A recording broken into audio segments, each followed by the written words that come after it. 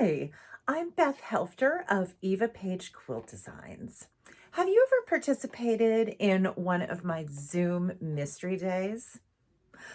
If you haven't, you are in for a treat. And if you have, you know that they can really be an awesome way to spend a Sunday afternoon with quilters from all over the country, and sometimes even a few international people sneak in as well, where we're all creating the same mystery quilt and everybody comes away with either a top completed or almost a top completed, all in 4 hours. I'm in the planning stages and very much in the throes of those planning stages for my latest Zoom mystery, which I am calling It's a Walk in the Park. And it's going to be on March 3rd, which is a Sunday, from 1 to 4. And in order to get you excited about some of the fun that we have, I thought I might show you many of the previous mystery quilts and show you just a little bit more about what this will entail. So, a little about the basic way these mysteries work. You sign up and you will immediately be able to download all of the homework, which is going to include a lot of clues on what types of fabric to choose. Because I know that when you're choosing fabrics for a mystery, it's really hard to choose ones that are going to look right if you don't really know what you're making, right? So I try to give you a lot of little hints and tips about what needs to contrast with what and what types of fabric might work best for certain types of fabric. And then it's going to also have your homework, because most of my Zoom mysteries are going to be kind of half square triangle heavy. Shocking, I know.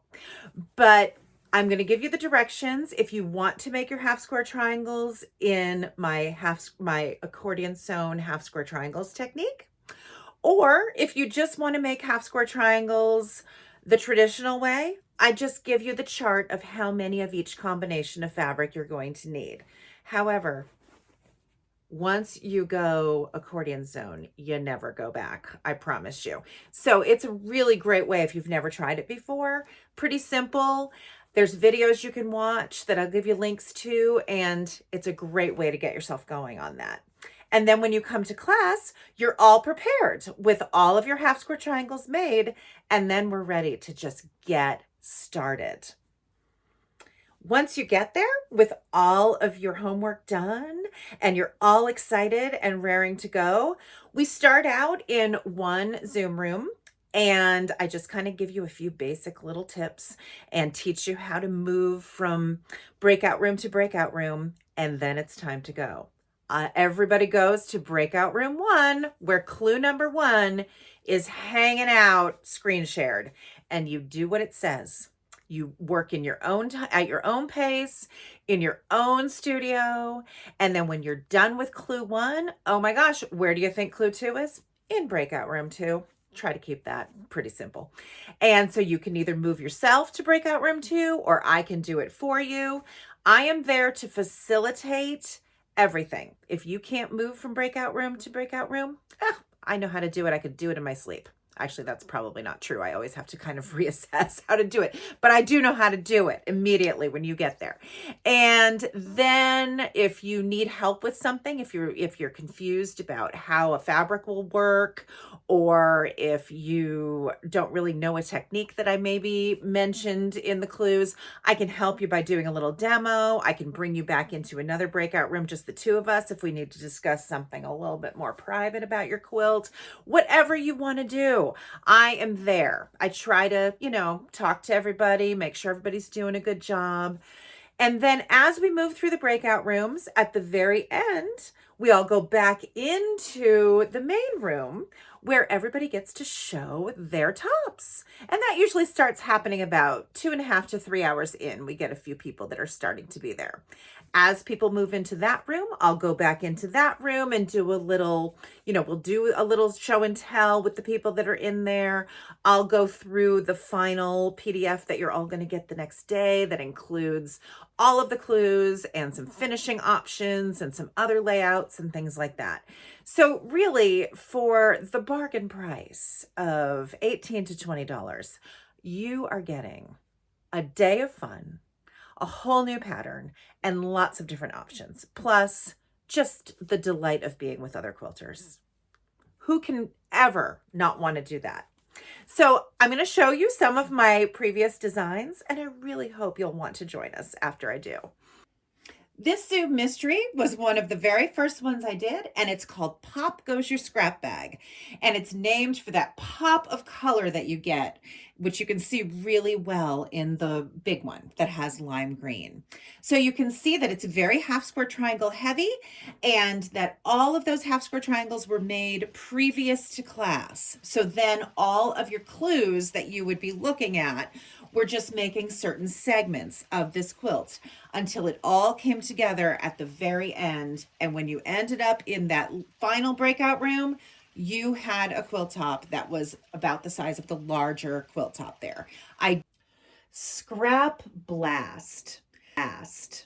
This one really was a blast because it was fairly simple, as you can see.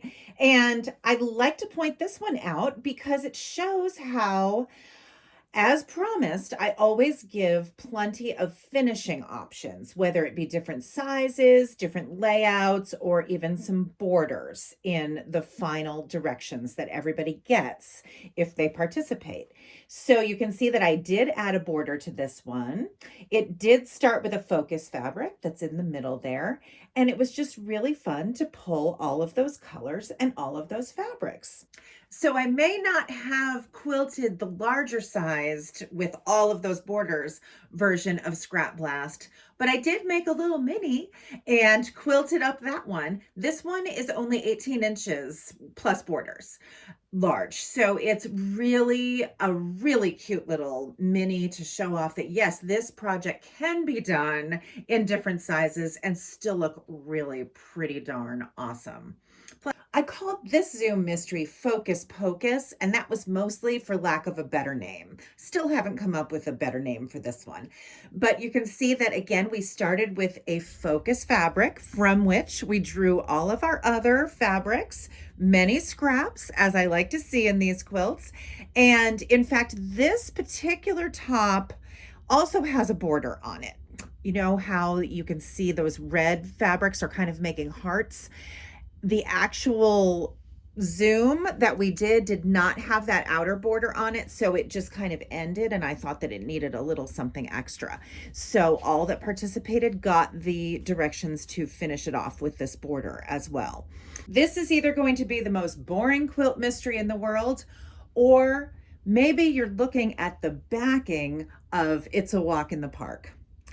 As you can see, this one is going to be table runner sized because I really wanted to see if I could get like upwards of 95% of the people to finish the entire top in the 4 hours. We usually get about 80, like I've said, but 95 would really give me joy. Plus, I just kind of designed it and fell in love with it in this particular shape. So again, you will get lots of different options for finishing it and making it bigger and all sorts of things like that if you participate on March 3rd, but you will come away with a lovely table runner that will have you thinking spring and walks in the park. So wasn't that fun? Are you ready to take a walk in the park with me? I hope so, because I'm sure ready to take a walk in the park with you. Sunday, March 3rd. Make sure that you have that on your calendar. And the other date that you're going to want to know is Monday, February 12th. That's the day that registration is going to open. And there may be a little bit of an early bird code for you. So make sure you make plans to participate, and I can't wait to see you.